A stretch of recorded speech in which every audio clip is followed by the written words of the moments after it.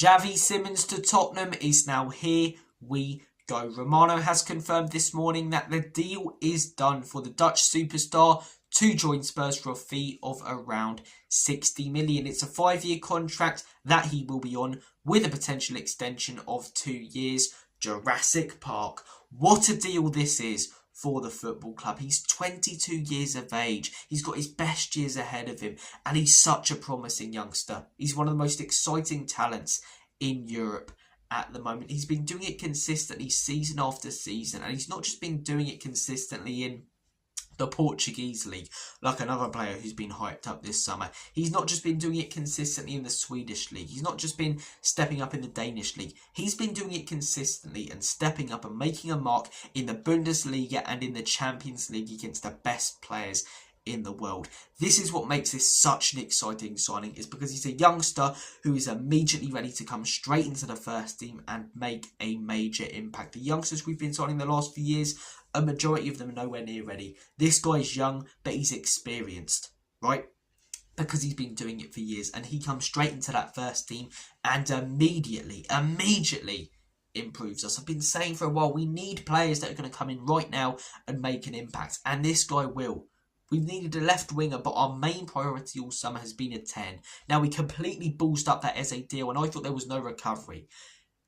I forgive that move now. Genuinely, I do, because this is an unbelievable signing. He comes straight into that 10, and every time I watch him, he's so exciting. He'll get the ball, he'll turn, he'll attempt a bit of trickery, take on a couple of players, and if he beats them, you know that opposition are in trouble, because he's either going to play a pass to the wings, or he's opened up enough space to have a pop himself, and he's got a great strike as well, a great goal scoring record, great goal involvement record in the Bundesliga, and when we do play that 4-2-3-1 under Thomas Frank, and we're coming up against a low block, so we have to press with that formation, you need that player who's going to unlock the defence, right? He might not start against the Manchester Cities, the Liverpools, the Arsenals, because I see us sitting in and maybe playing the midfield three that we have done in our first couple of games against tough opposition, the PSG one and the Man City one this season. But when you're up against a team that's stubborn, that are sitting in, that are disciplined and hard to break down, you need that player who's going to unlock them. We haven't really had that. Maddison,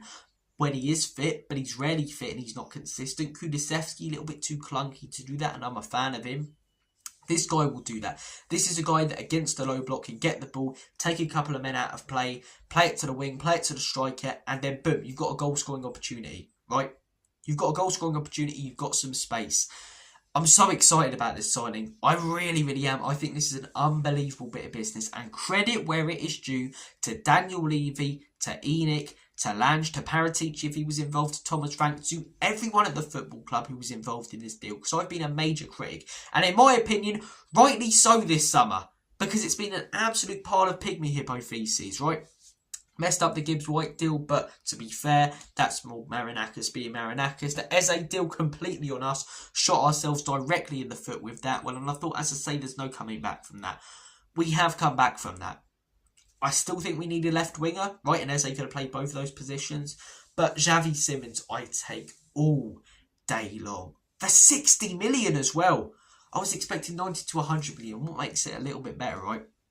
Chelsea thought he was their player all summer. They were expecting to pay 90 to 100 million. And we've come in. And for once, Tottenham Hotspur have been the club to hijack a deal.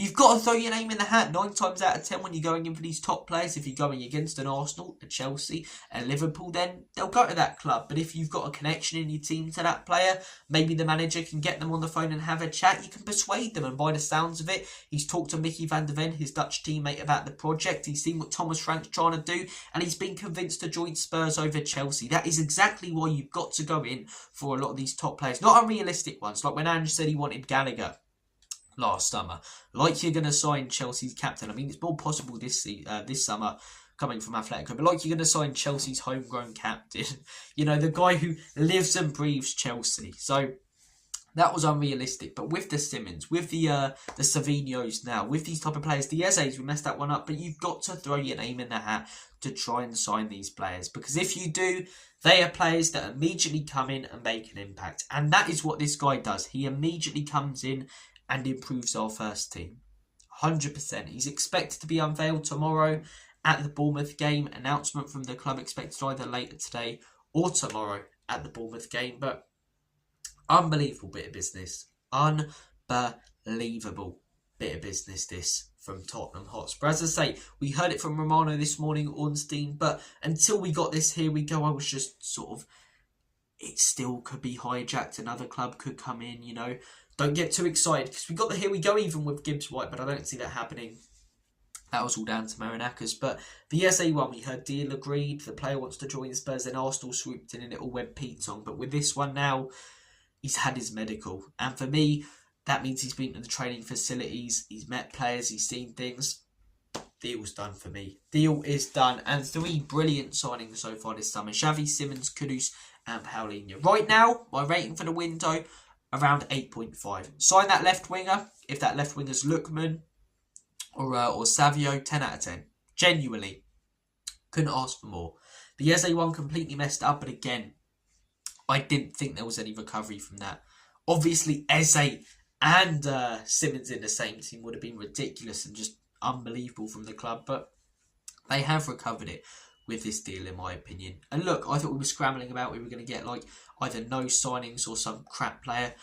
We've brought in one of the most exciting, not just attacking midfielders, but talents in Europe. He's got his prime years ahead of him. He's 22, and for all the people who said he was using Spurs as a stepping stone, all you gooners, stick that where the sun don't shine, because 5-year contract and potential 2-year extension, my friends. He wants to play at Spurs. He wants to join Spurs. Great stuff to see, great stuff to hear. Finally, a bit of good news to report and discuss with you guys. Enjoy it. We don't get many of these days in the transfer windows as Spurs fans, so enjoy it. Take care of yourselves, guys. Have a smashing weekend. I'm going to make like a banana and split, as always and forever. Come on, you Spurs.